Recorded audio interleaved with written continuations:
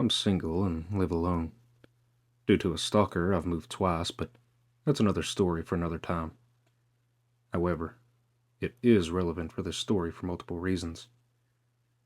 First reason being that I have a dog for the sake of protection, as well as motion sensors and outdoor security cameras. The second reason being the location of my home, which is literally down the street from the fire department and a couple blocks from the police station.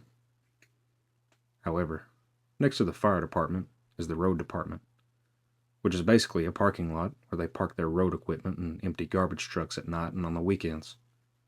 Oddly, it doesn't have security cameras. Small town life, I suppose. My house sits on a hill with a good view of that side of the street. Due to the incline, the large trees in the front yard, and the half cornfield on the property next to me, most people on the street below wouldn't notice me in the backyard unless they were actively looking. However, I can see the street clearly. This incident happened on a Saturday evening. The county was holding its annual Independence Day celebration with a community barbecue, music, fireworks, etc. I did not attend because it's just not my thing. Plus, I have a dog, and the sound of fireworks could be traumatizing. Before the big show, I took the dog out to relieve herself in the backyard. There was still at least an hour of daylight, but the entire neighborhood was pretty quiet, mostly because everyone was at the fairgrounds or various other holiday events. So when an unfamiliar large white pickup drove slowly down the street, I noticed. It must have turned around at the end of the street, because I saw it again, moving in the opposite direction, only about 20 seconds later.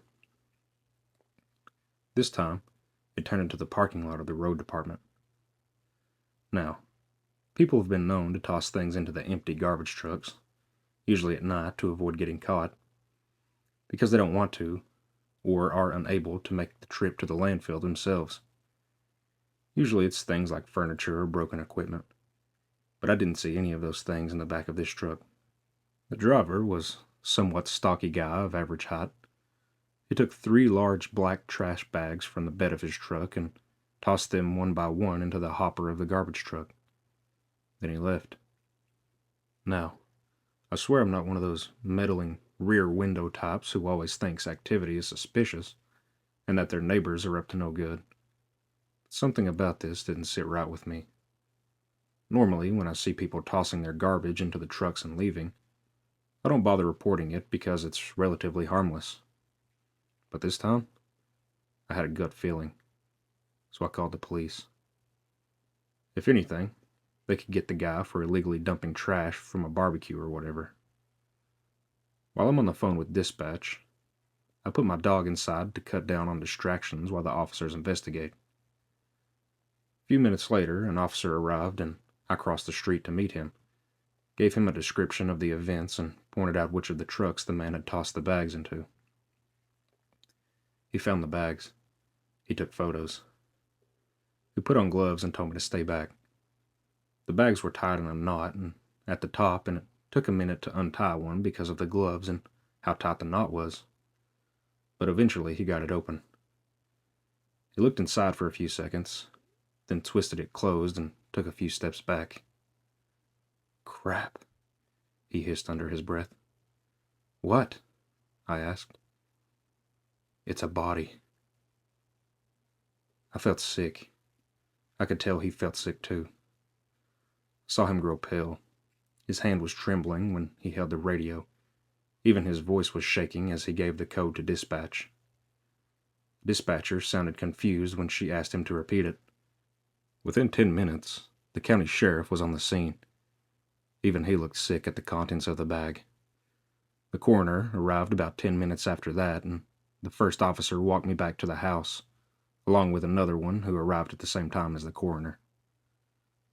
Though I showed the first cop via the app on my phone when I described the events initially, I now showed them the video on a larger screen. The camera caught footage of the truck as it drove by both times, as well as pulling into the parking lot, though unfortunately not a clear view of the license plate or of the man tossing the bags out of frame.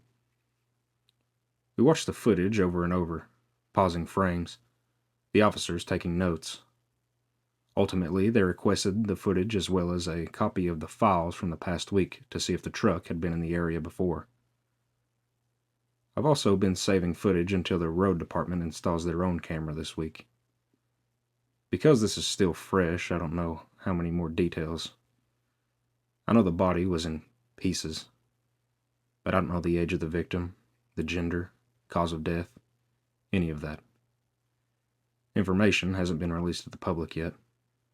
I don't know if the coroner has even been able to identify the body yet. A police cruiser has been parked at the fire department next door for constant surveillance in case the guy comes back. The guy who dumped the body was likely a local. How else would he know he could dump there? He probably thought it'd get buried in other people's illegal trash, accumulated over the holiday weekend, and the sanitation crew wouldn't even bother going through it. When I think about how this guy lives in my community, it makes me feel ill. To think that he had clearly scouted the area for a dump site, that it may not have been the first time that had happened, that this could happen again. If I hadn't caught it if I hadn't been in the backyard at that exact moment, or if I had ignored the gut feeling, the victim would have never been found, may never find potential justice. Their loved ones may never have closure. In fact, there's a possibility that it just might happen again to another poor soul. I hope it's not me. This happened about 3 years ago on the 4th of July. Me being a child to divorced parents, I had to rotate between both my parents on holidays every year. This year it was my dad's turn to spend 4th of July with me. My dad had recently bought this new house about a few months prior to this incident, so this was going to be the first time he could invite the whole family over and do some barbecuing in the backyard. For the most part, it was a great day. It was sunny and the whole family were in the backyard chatting, laughing, drinking, and eating ribs and burgers.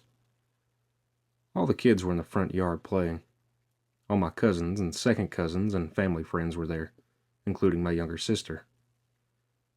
We were all playing, and the older kids were on the roof looking at the stars. I remember it was around 7 p.m., and we had all just finished our burgers and hot dogs in the backyard. We were all running to the front yard through this narrow hose trail on the side of my dad's house that connects the backyard to the front yard.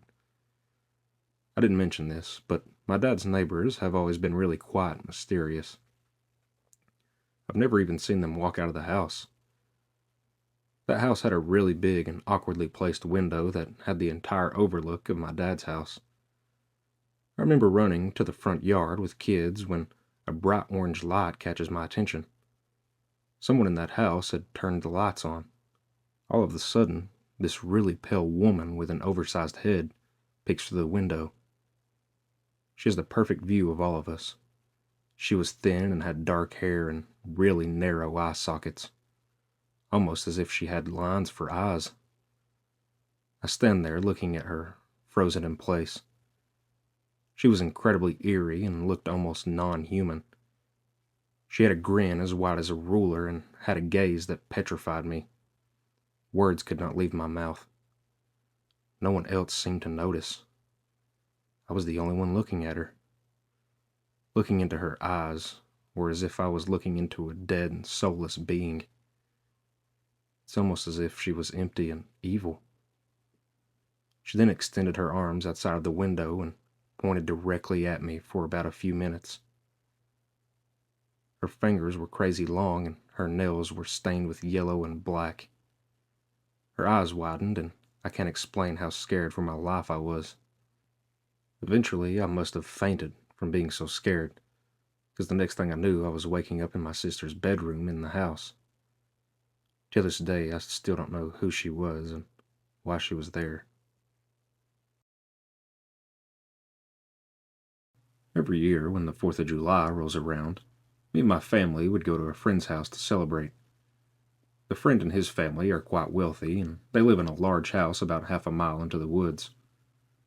The 4th of July parties at their house were always huge events with around 15 to 20 different families attending. The younger people at the parties were either around my age or high school age. I typically hung out with my friend, we'll call him Gavin, and his sister, we'll call her Trina, who were the kids of the family friend that owned the house. On this particular 4th of July, the older kids decided they wanted to go out into the woods, of course, and all the younger kids wanted to go too, me included.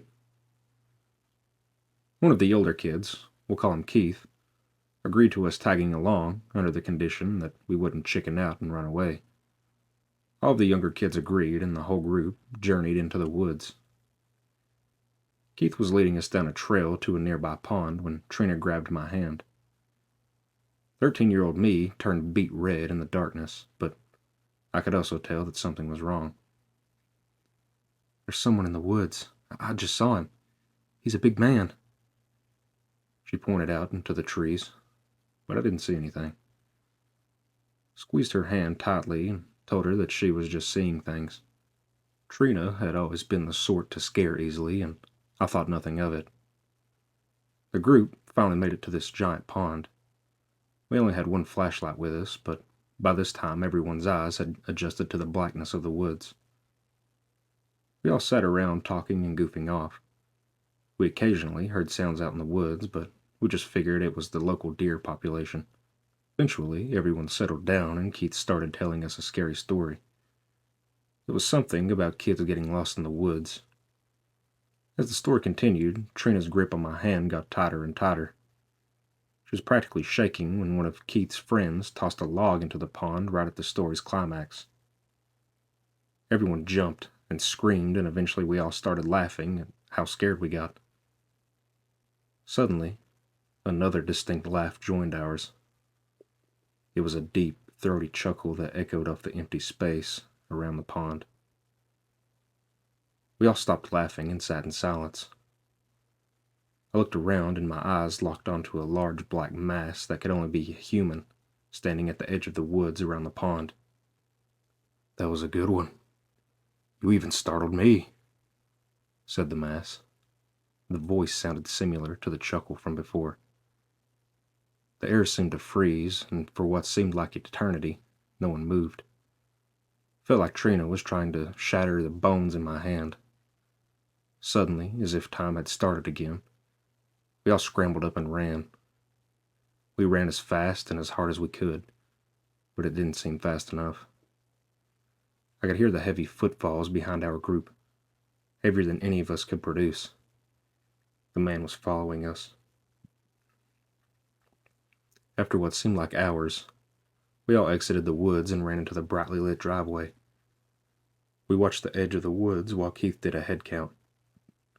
Trina swears to this day that she saw the man standing at the edge of the woods, watching us, before turning back and walking away. This remains one of the scariest experiences of my life. I like to tell myself that the man was just passing by and had no ill intentions. But then why would he chase after us? If he was the one who Trina saw on the way to the pond, why did he follow us there? I'll never know his intentions, or why he was there.